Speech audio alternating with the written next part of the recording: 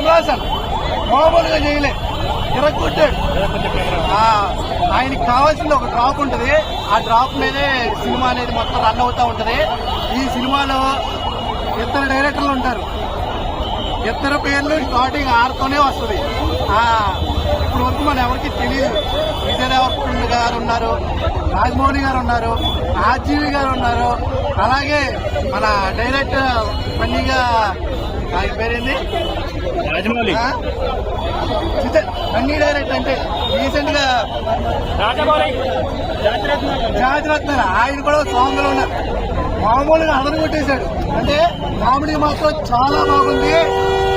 ఈ సినిమాలో చెప్పడానికి ఇది చెప్పాలి అది చెప్పాలి లేదు, లేకుండా కొట్టేశాడు.